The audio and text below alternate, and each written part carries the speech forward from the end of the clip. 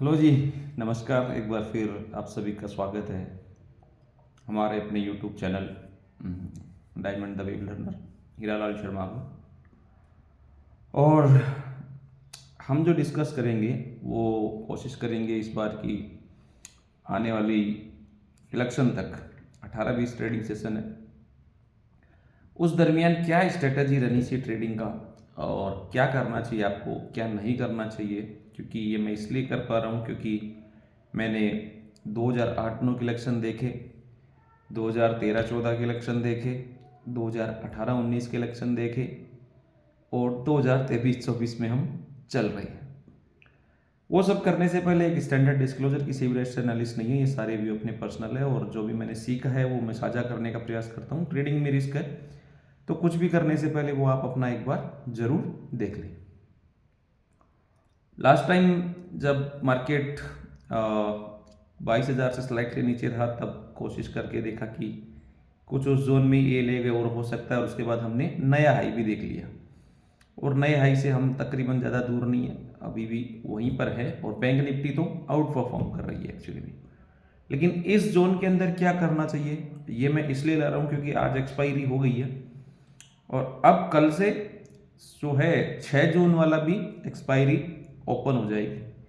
तो 6 जून वाले जो कॉन्ट्रैक्ट है, क्योंकि 30 जून तो लंबा हो जाता है, वहाँ पे प्रीमियम ज़्यादा है, ऑब्वियसली वेगा भी जो है वहाँ पे ज़्यादा रहता है, कोई बात नहीं, थीटा कम है, प्रोबेबिलिटी ज़्यादा बची हुई है, पॉसिबिलिटी, लेकिन उसका प्रीमियम ज़्यादा होने से लोग ज़्यादा नहीं करेंगे। लेकिन यस,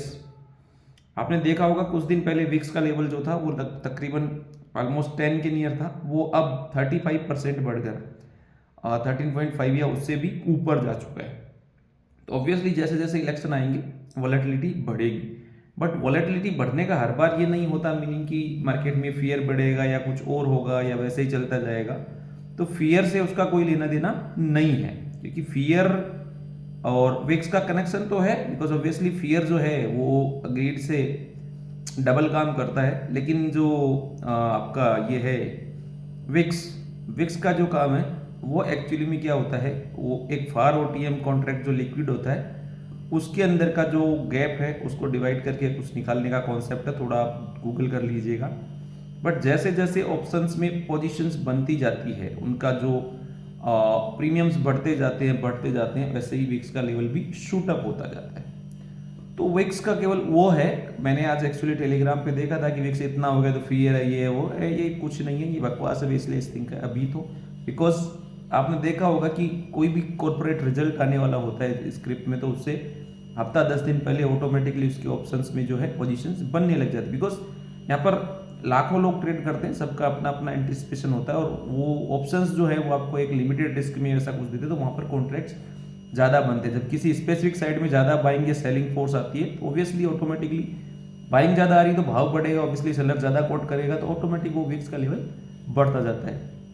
तो ऐसा है, ये 13 का विक्स जो है इलेक्शन तक होते होते 18, 20, 25, 30, आई डोंट नो, लेकिन ऐसा होता है। बट विक्स का इंटरप्रिटेशन उस तरह से लगाना कभी भी सही नहीं है। अगर आप ऑल टाइम हाई के आसपास मार्केट्स में उसके साथ खासकर वोलेटिलिटी पसंद नहीं करते हैं तो आपके लिए मैं कह रहा हूँ बेस्ट है कि आप कुछ स्टॉक स्पेसिफिक या स्प्रेड्स बना लीजिए अपनी डायरेक्शन के अकॉर्डिंग, या फिर बिल्कुल ट्रेड मत करिए, हो सकता है मार्केट सही रहेंगे, फिर आपको चाहे 2 जून 3 जून 4 जून के बाद फिर मिलेंगे। लेकिन अब बॉस ये 18-20 दिन जो है ना बड़े इंपॉर्टेंट रहने वाले हैं, बिकॉज हम आज जो है 3 फेज के इलेक्शन हो गए और ऑलमोस्ट हमने 50% सीटें कवर कर ली, बिकॉज फर्स्ट फेज और सेकंड फेज में 200 सीट्स थी आउट ऑफ 545 में से, और आज भी हो गई होगी, तो हम तकरीबन जो है 270-75 पहुंच गए होंगे। अब 4 फेज में उतनी ही सीट है और अब सीटों का कम होता जाना जा रही है, तो अब मेजर जो है एक गेस तैयार होते जाएगा कि क्या होने को है क्या होने को नहीं है, सब कुछ तो मार्केट पहले ही करता है, इसलिए ये विक्स का बढ़ना ऑल टाइम हाई ये सब कुछ है। लेकिन इसमें स्लाइटली भी हुआ तो काफी कुछ आपके लिए हो सकता है। रही बात निफ्टी की, तो अभी साइडवेज है, कल ट्रेंडिंग डे हो सकता है, वीकली सीपीआर बहुत नैरो है और डेली सीपीआर भी नैरो हो गया है, तो इधर कल या फिर मंडे को बहुत स्ट्रॉन्ग ट्रेंडिंग मूव दिखेगा। अभी के लिए अगर कोई कैलकुलेशन देखे तो ऑब्वियसली नीचे से जो 200 पॉइंट का फॉल आया था कल 783 से 568-67, वहां से आज वापस हम 700 की ओर गए, फिर वहीं आया, तो अभी साइडवेज है और हो सकता है कि 550 525 समथिंग या इसके आसपास कुछ रुक जाए तो वापस हम ऊपर ही चले। स्लाइटली पहला चांस डाउन है, लेकिन अगर आज की रेंज के 60% के ऊपर खुल के चलता है तो भी मार्केट ट्रेंडिंग हो सकता है, और ऊपर से नीचे के 60% खुल सकता है तो भी आपको एबीसी शायद 525 या फिर 400 430 भी मिल सकता है। लेकिन दोनों में गोल्डन रिट्रेसमेंट का थोड़ा ध्यान रखना, और 10-5 मिनट कुछ ऐसा हो तो, क्योंकि ये मैंने बार बार ऑब्जर्व किया है, जो मैं आपके साथ शेयर करूंगा। निफ्टी के बजाय बैंक निफ्टी का ब्रेथ अच्छा है, वहाँ ऑब्वियसली एटीएच है और उसमें मोमेंटम अच्छा बनता है। उसका भी सीपीआर एक्चुअली में नैरो है वीकली पिछले वाला, और डेली भी ठीक ठाक है। तो दोनों इंडेक्सेस ऐसे हैं और दोनों में स्ट्रॉन्ग मूव है। लेकिन अगर तेजी करने का कोई शिका है तो निफ्टी में भी साइडवेज सा मूव है, लेकिन बैंक निफ्टी का जो है वो थोड़ा स्ट्रक्चर अच्छा है, और उसमें अगर आपको थोड़ा डिके के बाद कोई मूव दिखे तो मेरे ख्याल से बैंक निफ्टी में ज़्यादा ट्राई करना चाहिए, वहाँ अभी मोमेंटम स्ट्रॉन्ग है। तो विक्स के लिए मैं कुछ करने के लिए ऐसा बता रहा था कि ऐसा क्यों होता है और क्यों लोग ऐसा उल्टा इंटरप्रेट करते हैं, तो उससे घबराने का नहीं है, ये सब चीज़ें चलती रहती है। बिकॉज आगे जो है बहुत बड़ी इवेंट है, 5 साल में जो लोकसभा के इलेक्शन होते हैं, यही ब्रॉडर रोड मैप सेट करता है। तो ये आपके लिए काफ़ी इंपॉर्टेंट है कि इसको नज़र में रख के फिर आप काम करें और फिर आप स्ट्रेटजी बनाएं। मैं बोलता हूँ काफ़ी लाइट रहे या फिर आप सुनियोजित रहे, क्योंकि अब उस तरह का मार्केट नहीं रहेगा अगले वाले 15 ट्रेडिंग सेशंस में, मेरे ख्याल से तो बिल्कुल नहीं रहेगा, क्योंकि उसमें बहुत ज़्यादा वॉलेटिलिटी अब बढ़ने वाली है, जो मार्केट अंदेशा दे रहा है। तो थोड़ा प्रीमियम्स बढ़ सकते हैं, और जैसे जैसे जो है 6 जून वाला हिसाब पास आएगा, वो एक्सपायरी है में, तो कल से उसकी भी ट्रेडिंग शुरू हो जाएगी माइट भी, क्योंकि आज की हटी है तो वही ऐड होगी।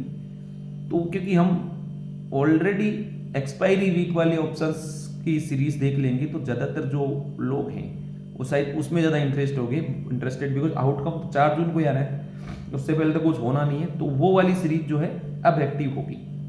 वो थोड़ा ध्यान रख के आप काम करें। और स्टॉक स्पेसिफिक भी आप देख सकते हैं, जैसे 2-4 हमने टेलीग्राम पे उस पर हमारे व्यूज़ एक्सप्रेस किए हैं, अच्छा चल रहे हैं, तो उसके बाद आप रिस्क रिवार्ड के हिसाब से किस हिसाब से अनफोल्ड हो रही प्राइस, उससे एडजस्ट करें, चलते रहे। कंटेंट आपको पसंद आ रहा है तो लाइक शेयर सब्सक्राइब जरूर करें, कमेंट जरूर करें, जिससे हमको पता पड़े क्या चल रहा है क्या नहीं चल रहा।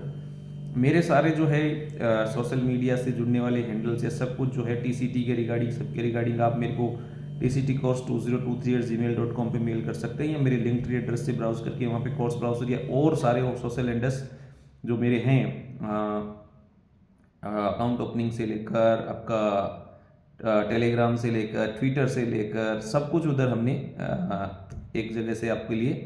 स्थायी कर रखा है। तो वो आप जाइए, देखिए और फिर हमें बताइए आपको कैसा लगा और कैसा हमारा प्रयास है जो जा रहा है। हम चाहते हैं कि एक प्योर सिस्टमेटिक ढंग से जाया जाए, बजाय कि फियर और ग्रीड या इमोशंस के साथ लेकर, क्योंकि मार्केट कंप्लीटली साइकोलॉजी का ही गेम है, और आप इनसे दूर रह के फिर आप काम करें कि मेरा कहाँ रिवार्ड ज़्यादा है, किस तरह पर तो मैं उस तरह का स्ट्रेटजी डिप्लॉय करूँ, कहाँ मेरा रिस्क ज़्यादा तो मैं उसको अवॉइड करूँ। जैसे अभी कल के मार्केट साइडवेज था, तो हमने सुबह में लेवल दिए 680 से लेकिन 705, मार्केट 7110 रहा, वो थ्रू आउट डे वही रहा। तो अगर कोई ऊपर नीचे कर रहा होता तो बड़ी परेशानी होती, लेकिन हमको पता था कि 750 के स्टॉप लॉस से हम कौन सी राइड कर सकते हैं, 750 कर सकते हैं, 7 कर सकते हैं, 8 कर सकते हैं, वो सब वैसे ही रही। तो वो सब कुछ आपको उस तरह से बनाना चाहिए, या डेल्टा आधा भी कर सकते हो आपके रिस्क के हिसाब से, काफ़ी कुछ बहुत सारे ऑप्शंस के अंदर। तो एक्चुअली में वो आप जब ट्राई करते जाते हैं तब आपको पता पड़ता है। तो वो सब सीखिए, अपने आप से शुरुआत करिए, या आप रिकॉर्डेड कोर्स भी कर ले सकते हैं, जो हमने एक जगह करके सार गर्भित पूरा दिया है, उसमें सब कुछ मिलाया है। और या टीसीटी भी ज्वाइन कर सकते हैं, अभी तो बैच में चालू है रजिस्ट्रेशन, तो जब चाहे आप अभी इंक्वायरी कर सकते हैं। तब तक के लिए धन्यवाद, राम राम जी, शुभ संध्या। मिलेंगे आपसे जैसा ही टाइम मिलेगा, तब तक के लिए धन्यवाद।